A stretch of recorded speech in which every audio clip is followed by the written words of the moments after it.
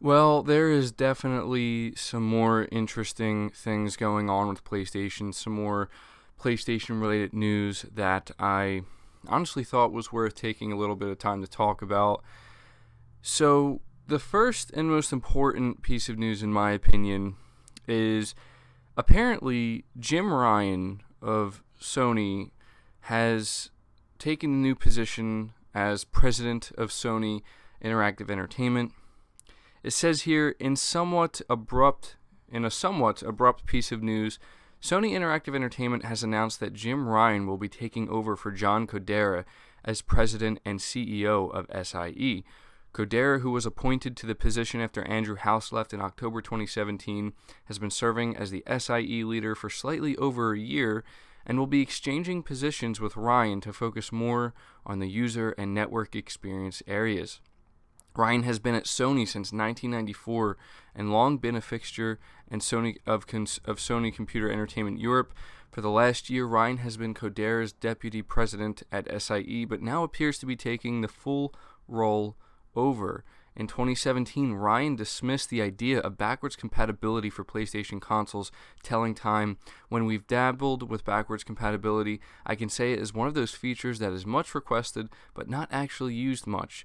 Ryan added that I was at a Gran Turismo event recently where they had PS1, PS2, PS3, and PS4 games, and the PS1 and PS2 games, they looked ancient. Like, why would anybody play this? So Ryan will take over as president and CEO starting on April 1st. So this is definitely some significant news, and honestly, the main reason I'm bringing it up is because it seems that a lot of people feel fearful that because Jim Ryan, the guy who's out here saying really dumb things about backwards compatibility, saying things that people don't want to hear, and also apparently he's expressed his disdain for crossplay in the past, talking about, protecting the children and all that.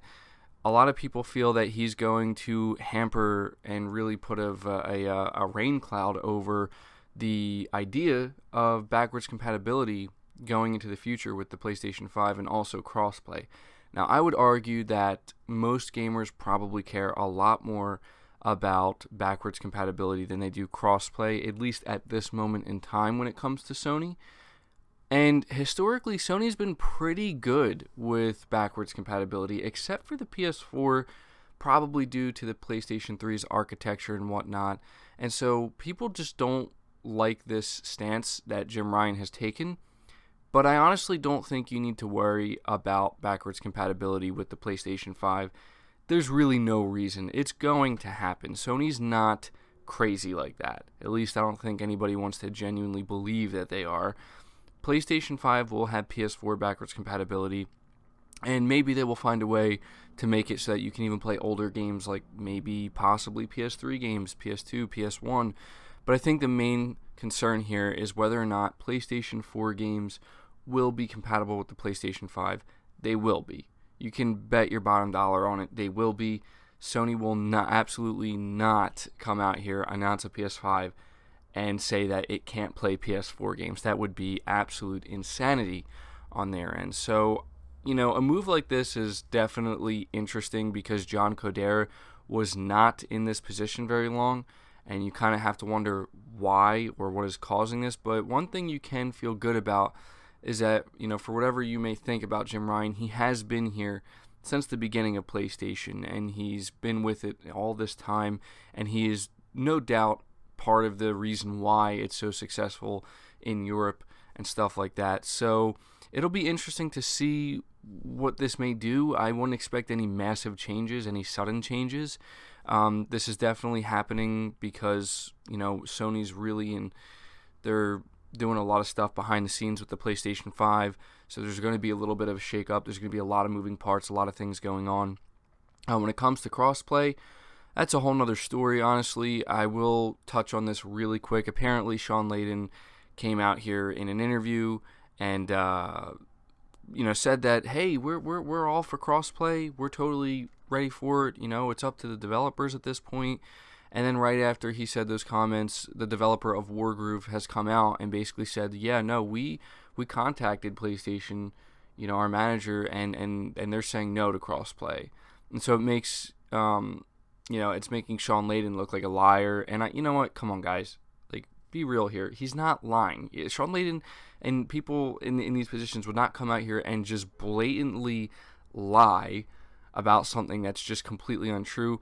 If you had to really, be logical about it, he probably just honestly isn't fully aware of all of the micromanagement that's going on, and he's probably, he probably is like out here saying, yeah, we are doing crossplay, but maybe there's people down below that are not really, functioning on that same wavelength. And I'm sure after this interview, he's probably having a conversation with them and, straightening everything out, letting them know, like, wait, we are doing crossplay. Please don't tell developers no. At least that's what I hope. Now, if going forward, Sony, still doesn't allow crossplay with other titles and more developers start coming out about it, then, yeah, maybe Sean Layden will start to look like a liar. But I just think it's kind of unrealistic to think that he's coming out here being like, oh yeah, I'm going to tell them exactly what they want to hear, even though it's complete BS. Like, that's just stupid. I mean, I don't understand why any executive would ever do that. Just be honest. So, yeah, moving on from that, something else that I think is worth talking about here is Sony's decision to skip E3. It has caused a lot of, I don't think concern is the right word, but people, I think, were a little bit let down, honestly, only because for a lot of gamers, E3 is the most exciting time of the year for gamers, but a lot of people would argue that it's becoming less and less relevant or just less exciting in general. But it says here that Sony's decision to forego E3 2019 caused waves, and the statement regarding its rationale revolved mostly around finding inventive opportunities to engage the community and plans to think differently and experiment. SIE Worldwide Studios head Sean Layden has now explained further, touching not only on what they plan to do differently in the future, but why E3 was no longer as useful.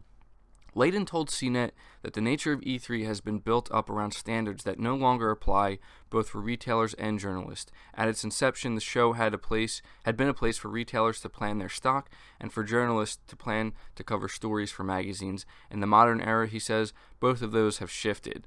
Now we have an event in February called Destination PlayStation, where we bring all retailers and third-party partners to come here. The story for the year, he said, they're making purchasing discussions in February. June now is just too late to have a Christmas holiday discussion with retailers. So retail has really dropped off, and journalists now, with the internet and the fact that it's 24/7, there's game news, it's lost the impact around that. So the trade show has become a trade show without a lot of trade activity. The world has changed, but E3 hasn't necessarily changed with it. Against all those market forces, Sony was making a plan to do fewer and bigger games, which meant that June was no longer a good time in the year to outline its latest plans. We feel like if we ring the bell and people show up here in force, they have the expectation, oh, they're going to tell us something interesting. The idea of setting expectation echoes Layden's rationale for skipping PSX in 2018, which was announced before Sony pulled out of E3 as well. We don't know yet when Sony will be outlining its own upcoming plans, or in what form. If it follows big publishers like Activision and EA who have scaled back their E3 plans in recent years, Sony's show in 2018 was also very different, focusing narrowly on just 4 games. So, yeah, I don't think this is honestly surprising, but I think it's important to kind of understand where PlayStation stands and why they're doing this, and I think it's smart, if I'm being honest. Like, I think the worst thing for any company, including Microsoft, would be to come out here at E3, like he said, and ring the bell and then just not have anything to show people. A lot of people have, had mixed feelings about both Sony and Microsoft at E3 recently, but a lot of people were also excited to see like updates on new Sony games, but at the same time, I think it really makes sense for Sony to think, let's not do E3, because if we do E3 this year, we're just going to show the exact same things we showed last year. Smart move on their part. There was one section during Sony's E3 conference last year that just was like, what are you doing, when they had that intermission for like 15 minutes. I mean, that was insane. Hopefully they don't do that again, because that's not what people tune into E3 for, I can promise you that. But But yeah, ultimately here, there's just a lot going on with PlayStation. Sean Layden has had a lot to say recently, and some of it has blown back a little bit with the crossplay thing. So we're gonna have to wait to see. I mean, you would think that hopefully PlayStation gets this worked out with crossplay and whatnot.